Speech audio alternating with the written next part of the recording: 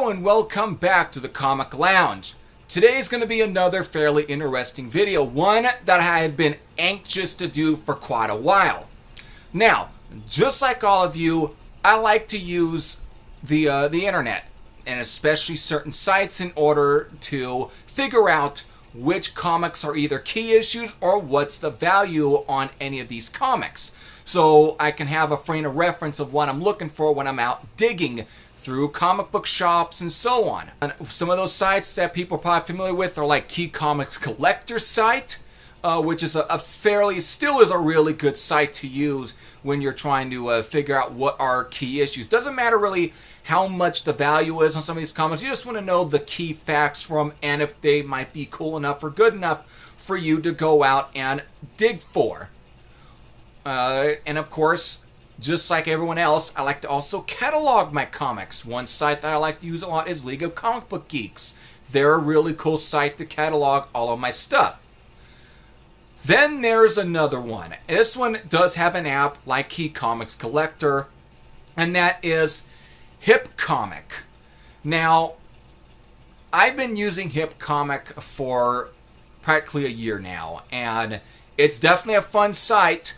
And it is a fun place to play with. Let's say whenever you're just buying, like for me, when I'm buying comic books from other shops and so on, or online, and I like to use it. I like to catalog some stuff, mostly the ones that have an interesting spike in value. Mostly because I get to play with it and keep seeing on whether or not if the value that they have on some of these comics, like I say, whenever I get something that's really in good shape, close to a high grade or mid grade, that's when I want to try and really see if whether or not if they are on point with the pricing for the particular comic book in terms of the condition, or they are completely off. And the thing is, this site is obviously still fairly popular with a lot of popular YouTubers. They like to reference this site quite a bit. And I'm not going to name any names, but there's definitely a few in mind that I know of that have at least used HipComic for the reference for the value of the comic books, especially those who are looking around to reselling these.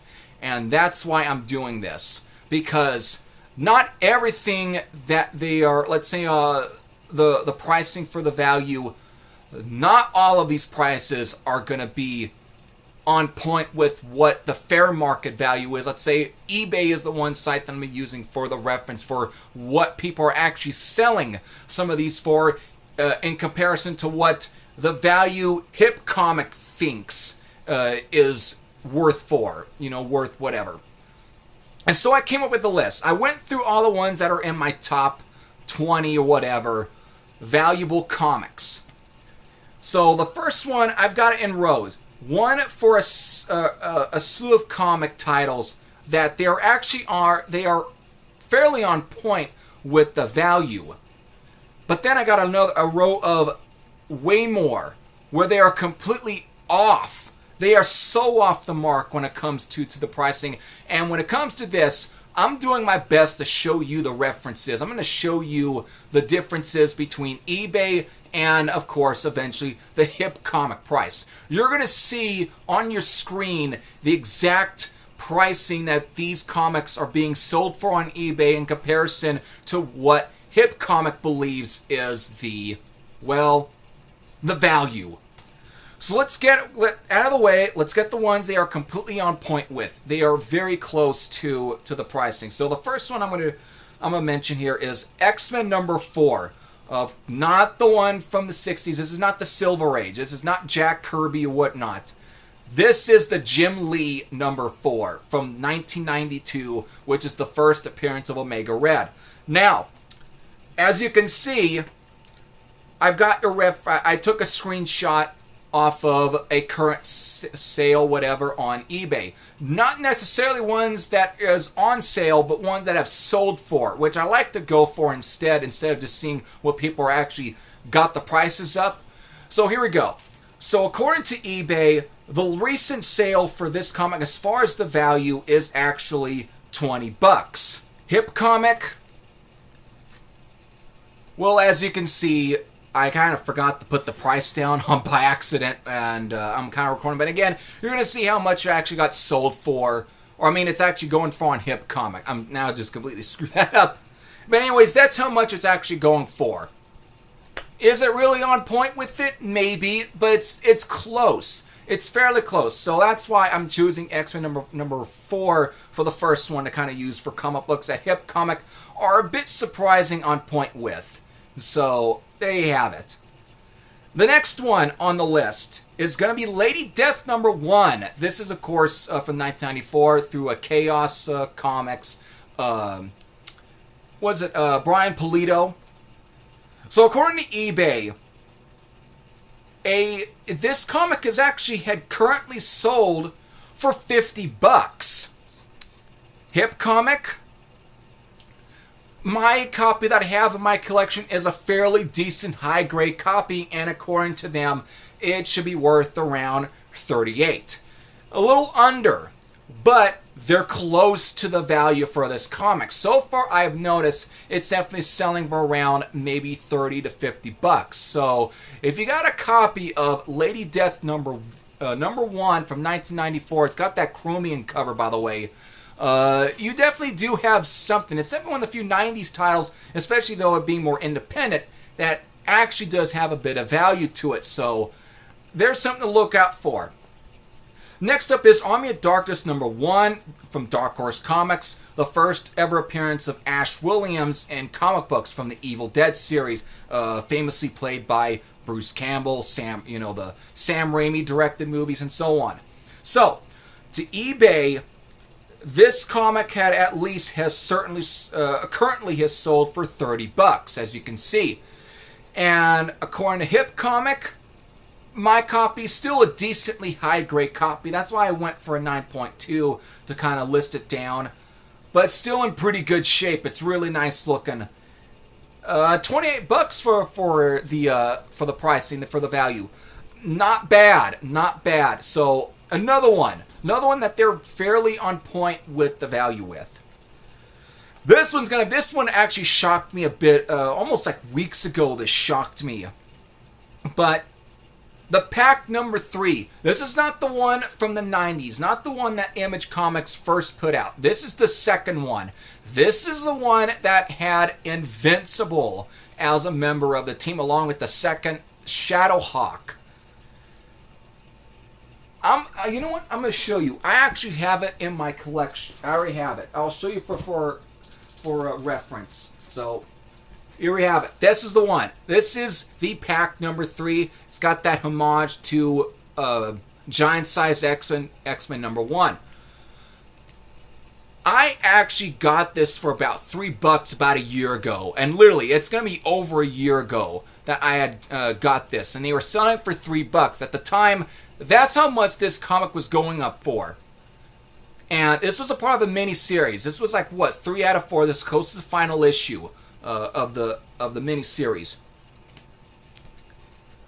Come to find out, about some weeks ago, I decided to check up because apparently I don't know what happened, but I wanted to see how much this was actually going for on eBay again. I was completely shocked by how much this rose up in price, and Key Comics Collector for over a year, did not have any key facts down for this. There was no value for it, whatever. It was considered unkeyless, basically. There was nothing of value for this about a year ago. A copy of pack number 3 on eBay is selling around $30, $40. Actually, one sold around almost $70, basically. And as you can see the values for it. It's very much at a very good price. And of course, for all 4 of the comics, it is selling around almost close to $600 for all 6 of them. I mean, all 4 of the issues, by the way. All 4 from the miniseries. And of course, according to Key Comics Collector, the order run for these issues, especially this one, was like over 3,800 copies were ordered by the comic shop. So it had a very low print run. No surprise there. But according to HipComic, $37.92. it's fairly on point, almost maybe a bit below for the value, but it is very much on point with the value now for this comic book, when over a year ago there was nothing for it. So this is definitely, it's obviously because of the Amazon Prime animated show for the characters. So if you have copies of the Pact miniseries from the 2000s that had the, Invincible, if you got any of this full run for the miniseries, jump on it. If you're trying to make some money, you're going to make some money off of this one. At some point, I may end up, but for right now, I'm holding on to it. But yes, this is a surprising comic book that has rose up in price. It's got a good value. So there you have it. Next up is going to be Green Lantern number 49. This is from 1994. It's obviously got that classic cover of Hal Jordan with all the rings. It's a very iconic cover. It's on the beginning where he was Parallax.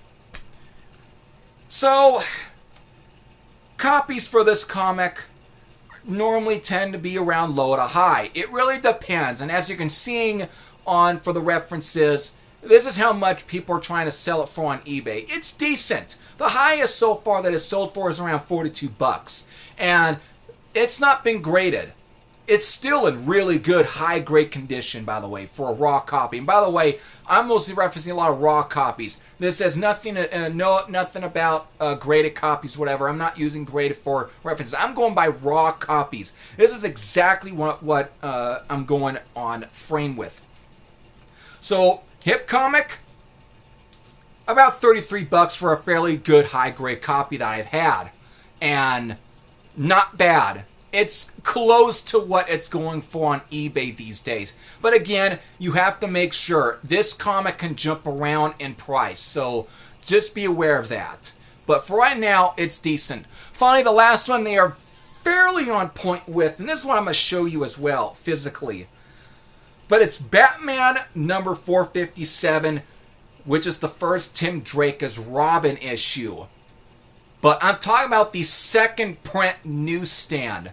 This is the scarce second print newsstand edition. So, before I give you any of the images, this is it right here, folks. This is it. The second print newsstand, which is one that's got the new Robin on the title, because first prints did not have that on the title, especially first print newsstands didn't have it.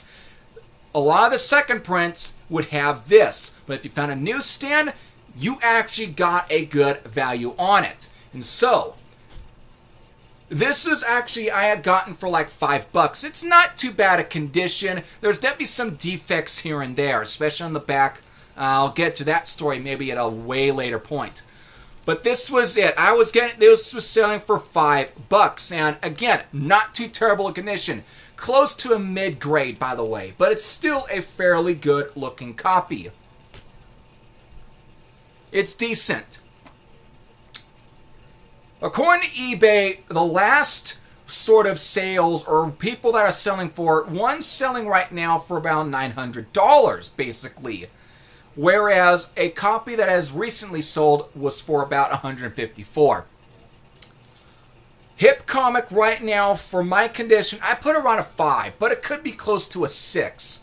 But right now, I'm going for it because I don't want to try and go overboard with the value, because I really have no clue whether or not if it's that much in value, okay, for the condition. I don't know exactly if it's that good of a copy for whatever. But again, as you can see, $115 for a possible 5. Not bad for the condition of the comic book, but for certain, this is the last one that's I put on the list. That's pretty much they're on point with. They're close to it. I know, like, a 10 is almost close to 1,000. That may be a little off point, but for the most part, it's definitely selling around 900 to at least as low as 154. It's still got a decent price, and these are for raw copies. These are raw copies. These are not graded copies. I've seen graded copies, and they do sell for around $1,000. So if you have a copy of the second print newsstand, definitely look into it. It's got a good value to the comic. If you're looking to sell, you got some good money on it. Alright, so there's about all the comic books that HipComic seems to be fairly on point with in terms of the value. Let's get into the ones where they are completely they are so off. And I'm going to brush this as quickly as possible. Gambit #1 from his first ever solo series, which is a mini series in the mid or early 1990s. eBay, it goes for at least sold for around $11. HipComic, $30. Here's one I actually just talked about recently, some videos ago. But Hulk Future Imperfect #1. This was a two comic miniseries. It's like a graphic novel, 2 comic graphic novel miniseries that introduced the Maestro. And so far, this comic on eBay is selling around low prices. As you can see, it's fairly low. It's definitely jumping around at times, but you can see how much people are selling to how much it's actually sold for. HipComic, $30 for basically a close to a 9.8 in my collection. I showed you it anyway, so or at least #2, but still #1 I showed you.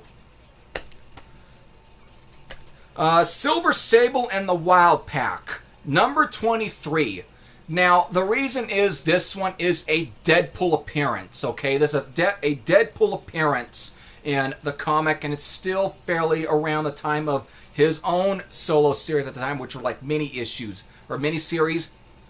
So, okay, so for this one, this seems to be selling for around fairly low prices, but it does jump. But mostly I see around $15 as you can see. HipComic for a possible 9.2, $31. Green Lantern #48, since I mentioned #49. Here's the first appearance of, I think first cameo appearance, I believe. I can't remember, but it's definitely the first appearance of Kyle Rayner. So, we all know this one. It's still, just like #49, it's still a fairly good, key 90s Green Lantern issue. And so far, it's selling around $20 or on eBay. HipComic, $32. Okay, you can say maybe it might be close, but it's not that close. They're still fairly off on the value for it. Even if it's a fairly good high-grade copy that I have, they're still kind of off when it comes to the price. So don't buy into it, okay? Don't buy into it. Next up, since I mentioned Deadpool, here we have his very first mini-series. It is the Circle Chase. #1, by the way. And so, on eBay, this obviously goes for some fairly low prices. It is nowhere near as worth as what most sites tend to claim that it might be worth for. Even in good high-grade condition that my copy is in. HipComic thinks it's worth around $33. So they are completely far off on the price. They are obviously on something. Whoever it is, it's completely ridiculous. Here's an older comic, by the way, a fairly old one, but it's DC Comics Presents #8. This is from 1979. I believe this is the first meeting between Swamp Thing and Superman. eBay, it is obviously it jumps around pricing, but it's still very low in terms of what people are selling this comic for. So it's very much affordable. HipComic, for a fairly good high-grade copy that I've got, it could be a good mid-grade, but it's very pushing it towards a high-grade copy. It seems they are estimating at $33. So, again, still far off on the value for it. Next one up. Actually, this was one of the earliest comic books that I actually showed in one of my first haul videos, actually. Some of my earliest haul videos I got from, actually here from the shop here in town, Highway to the Gaming Zone. But it's Silverhawks #1, based on the, was it the animated TV show? Because it was pressed through Marvel's Star Comics, I think, line, which they had the Thundercats under. But I found it for $3, and it's a fairly good high-grade copy. At the time, it was selling for around 20 to 25 bucks or 30 bucks at the highest. Since then, I've noticed that it's been kind of jumping, but eBay still, it's jumping around, but there still is a recent sort of high price that it's sold for, and then you'll see how much the lowest it is sold for, and then I'm basing off the direct, because that's what I have as a direct edition. But HipComic, 44 bucks for their estimated value. Close. At some point, it was close to that, but again, I'm putting with the ones that they're kind of far off on, so just take it about what you see, okay? Next up is another one that I also talked about in the same video that I showed or talked about the Hulk Future Imperfect. I also mentioned Spider-Man and His Amazing Friends, which is the first appearance in comic book form for Firestar. Now, I also even showed her very first appearance in an actual Marvel comic, which is Uncanny X-Men 193. But still, this comic does jump around, but it's still got a decent value to it, even though it's nowhere near as what it would actually be worth for. According to HipComic, they are thinking it's worth around 53 bucks. Don't buy into that. It ain't worth that much. But still, 20 to maybe 30 bucks, the highest. Still, I see fairly like, what, even 15 bucks. Sometimes you'll see people selling. It just depends on the big demand for the comic. So far, it still doesn't have that big of a high demand for anyone to really try and jump it up to even over 53. So, they're still fairly far off. Finally, let's get to the final two. The ones that that really sparked this video off. And the one I've got a freaking conniption over. Savage Dragon number 30. This is actually in part with the Spawn comic where Savage Dragon teams up with Spawn. And there's a two-part issue that ran from one of the issues of Spawn. I've got it in my box, but I don't feel like digging into it right now. But I have it, just like I have this one. But some reason, HipComic is so off on the value for this comic. It's a fairly good high grade, but they are obviously thinking this is worth about 165 bucks. This is practically a $10 comic. I don't have to show you screenshots from eBay. I've already seen how much this sells for. This is a $10 comic at best. 165. What? And I'm going to get to the next and last comic where I feel like they are smoking something. Whoever are these collectors need to be round up or whatever, because none of these are worth this much. So this is a $10 comic. And if you want to actually get this comic or this story for way more than 10 bucks, or if you have it, this is one you want to look for. They actually did a reprint for this, or like a different sort of, it was like for the newsstand, by the way, where it was listed as Spawn and Savage Dragon, or Savage Dragon as Spawn. As you can see, this one does sell for way over $10, close to, like, what? I've seen one be sold for like 44 and one other sold for like 60 bucks. That's one you want to look for. This is the regular standard copy. This is a $10 comic, people. It's $10. Don't buy into this crap that HipComic thinks or believes that it's worth around 165. It's not. I'm going to make that clear. It's not. Finally, Spawn 303. Believe this was during COVID period, or beginning again the COVID period for when this came out. It's like, what, early 2020, but we're breaking into when COVID was happening.